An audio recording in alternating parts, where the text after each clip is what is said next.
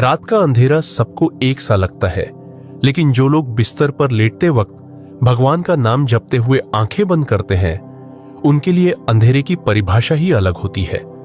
जिंदगी की आपाधापी में थका हुआ मन जब शरीर को बिस्तर पर डालता है, तब आत्मा को सबसे ज्यादा सुकून की तलाश होती है। और जब उसी समय कोई अपनी सांसों में, अपने दिल की धड़कनों में, अपने जहन की गहराइयों में राम राम या एयुम नमः शिवाय या फिर ईसा ईसा कहता हुआ नींद के आगोश में चला जाता है, तो वह केवल सो नहीं रहा होता, वह एक दैवी यात्रा पर निकल पड़ा होता है। लेकिन मेरे भाई मेरी बहन, डिवाइन मंथन के इस रहस्य भरे संदेश को यदि तुम सच में समझ गए, तो यह आदत तुम्हारी पूरी जिंदगी का नक्शा बदल सकती है। यह साधारण बात नहीं है कि कोई नाम जपते जपते सो जाए।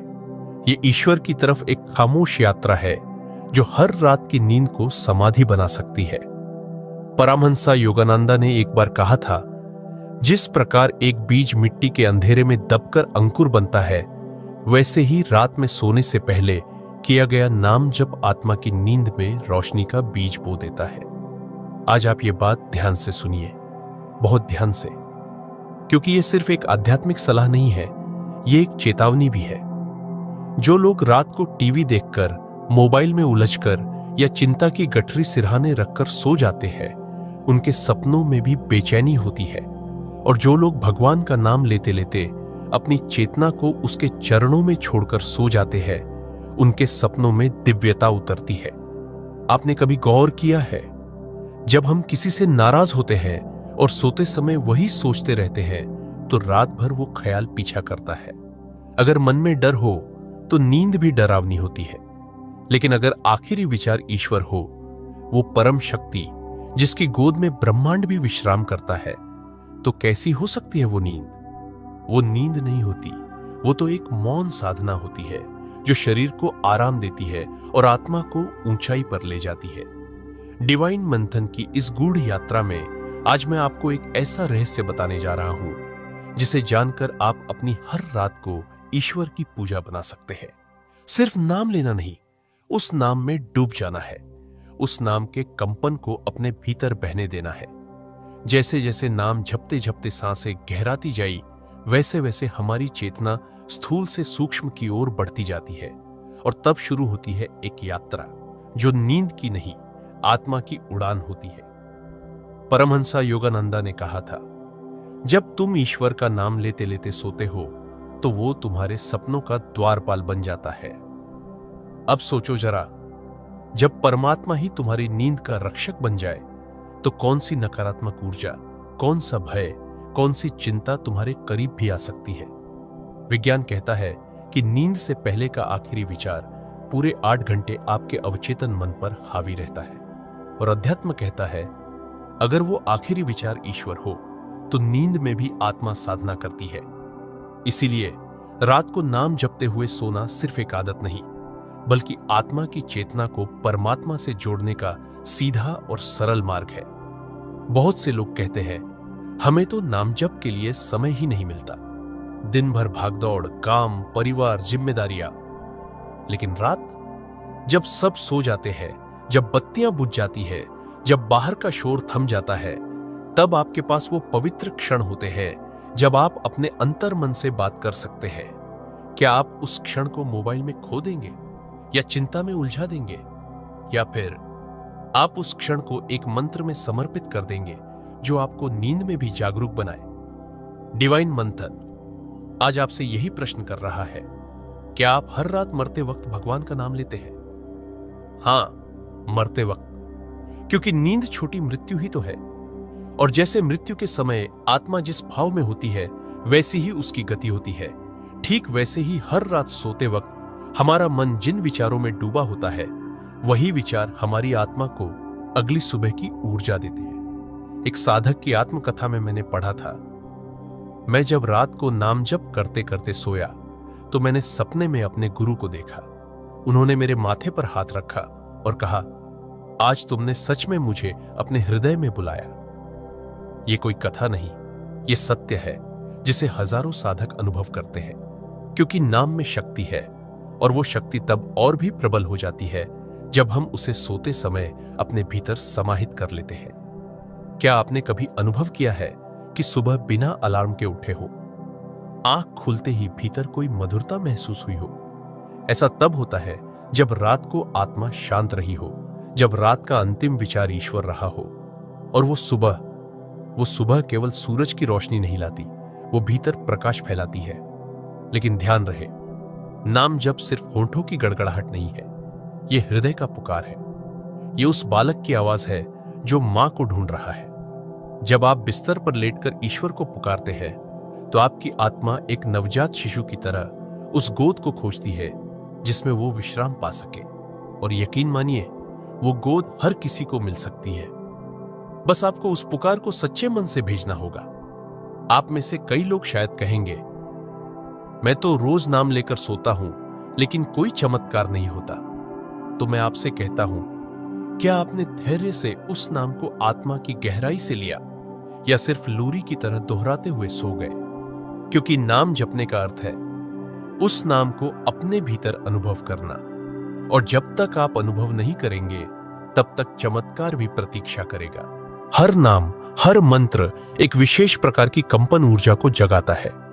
एयूएम उच्चारण से निकलने वाली ध्वनि आपकी रीढ़ की हड्डी से लेकर सहस्त्रार तक की ऊर्जा को जगा सकती है।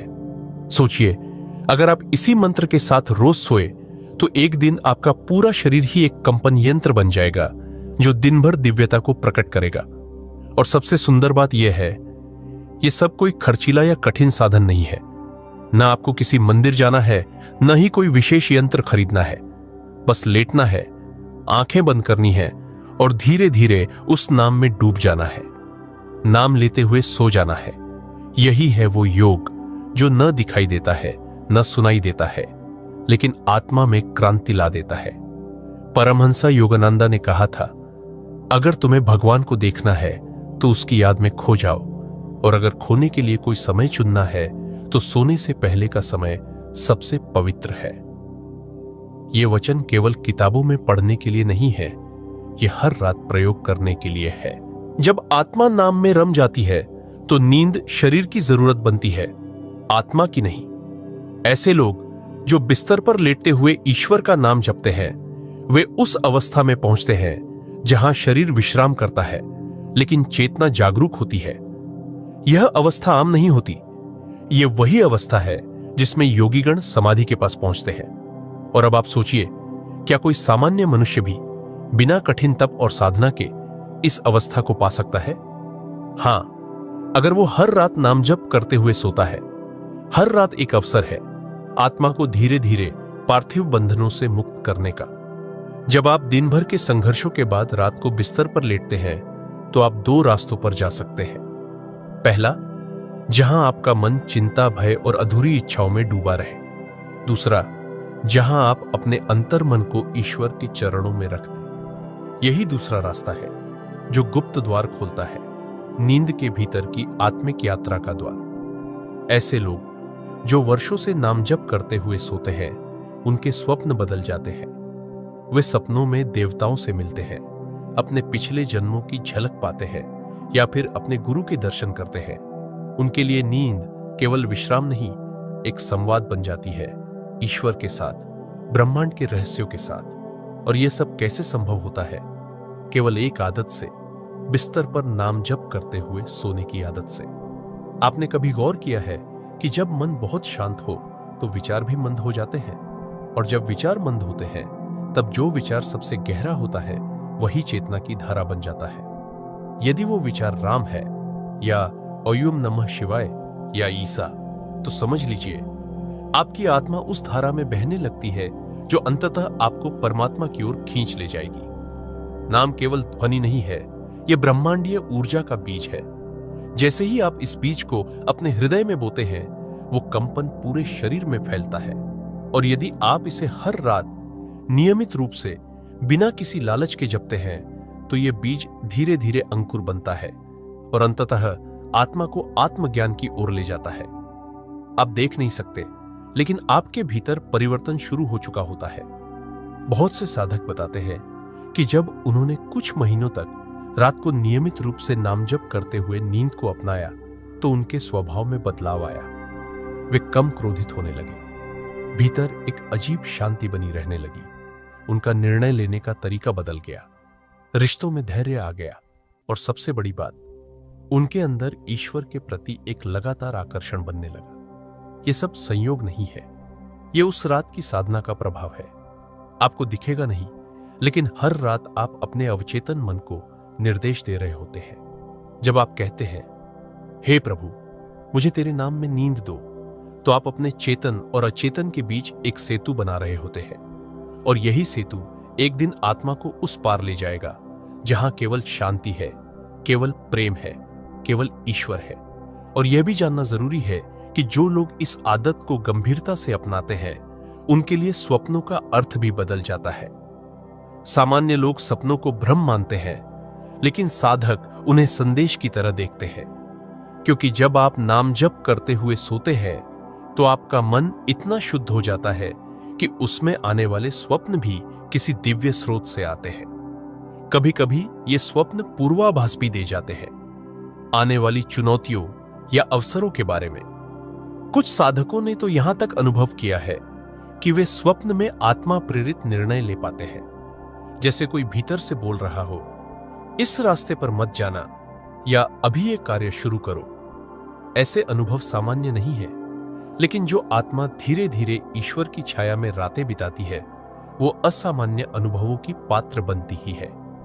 परमहंस योगानंदा अक्सर कहा करते थे, जब तुम गहरी नींद में भी परमेश्वर के नाम में लीन रहते हो, तब तुम्हारा सारा अस्तित्व दिव्य ऊर्जा से स्नान कर रहा होता है। सोचिए, ये कैसा सौंदर्य होगा। आपके हर रोमकूप से दिव्यता टपक रही हो, आपके चारों ओर एक चमक फैल रही हो जिसे आप नहीं देख पा रहे, लेकिन दूसरे लोग महसूस कर रहे हो। कई बार लोगों ने कहा, हमें समझ नहीं आता लोग हमसे आकर्षित क्यों हो रहे हैं। हमारा चेहरा वैसा ही है, कपड़े भी वही हैं, फिर भी लोग हमें गौर से देख रहे हैं। दरअसल वो देखने वाले चेहरे को नहीं, आपके भीतर की उस आभा को देख रहे होते हैं जो आपने रात रात भर प्रभु के नाम से अर्जित की होती है। अब एक और गूढ़ बात बताता हूं जो शायद आपको भीतर तक झकझोर दे। जब कोई साधक नियमित रूप से बिस्तर पर नाम जप करते हुए सोता है, तो उसका शरीर एक विशेष प्रकार की ऊर्जावान स्थिति में आने लगता है, और जब वो मरता है तो उसकी आत्मा उसी ऊर्जा के साथ निकलती है, बिना भय, बिना अंधकार, सीधे प्रकाश की ओर। क्योंकि जिस तरह आप जीते हैं और जिस तरह आप हर रात सोते हैं, वही अंत समय की तैयारी भी होती है। रात की हर नींद आपकी अंतिम नींद की रिहर्सल है, और यदि आप हर रात ईश्वर का नाम लेकर नींद को अपनाते हैं, तो मृत्यु भी ईश्वर के नाम में ही होगी। सोचिए, इससे सुंदर क्या हो सकता है। पर अब एक चेतावनी, यह आदत भी तभी फलित होती है जब यह आदत से आगे बढ़कर समर्पण बन जाए। केवल इसलिए नाम न ले कि कुछ लाभ हो जाए, केवल इसलिए न जपे कि कोई बीमारी ठीक हो जाए या दुख दूर हो जाए। नहीं, नाम ले क्योंकि आप उसे प्रेम करते हैं। नाम ले क्योंकि उसके बिना आप अधूरे हैं। और जब ऐसा भाव बन जाएगा, तो फिर न लाभ की चिंता होगी, न ही दुख की। केवल एक विश्वास रह जाएगा कि रात को जब मैं आंखें बंद करूंगा, वो मेरे साथ होगा। जब कोई साधक रात में नाम जप करते हुए धीरे धीरे नींद की अवस्था में प्रवेश करता है, तो उसे 3 परतों से होकर गुजरना होता है: जागृत, स्वप्न और सुषुप्ति। अधिकांश लोग इन तीनों अवस्थाओं से अनजाने में गुजर जाते हैं, परंतु जो नाम में स्थिर रहता है, उसका मन इन अवस्थाओं के पार जाने लगता है, एक चौथी अवस्था की ओर, जिसे तुरिया कहा गया है। यही तुरिया है, वह चेतना जहां आत्मा परमात्मा से जुड़ने लगती है, चाहे शरीर नींद में ही क्यों ना हो। आपने शायद कभी अनुभव किया हो कि जब आप नामजप करते हुए सोते हैं, तो अचानक रात के किसी पल में आपकी आंख खुलती है, बिना किसी कारण। मन शांत होता है, शरीर हल्का लगता है। वो क्षण सामान्य नहीं होता, वो क्षण वह दैवी स्पर्श होता है जहां आत्मा और ब्रह्म के बीच एक झलक मिलती है। ये नींद में योग है, स्वप्न योग। स्वप्न योग वह अवस्था है जहां साधक स्वप्न की दुनिया को एक पुल की तरह प्रयोग करता है, अपने अवचेतन की गहराइयों से दिव्यता के संकेत उठाने के लिए। ये कोई कल्पना नहीं, हजारों योगियों ने इसे अनुभव किया है।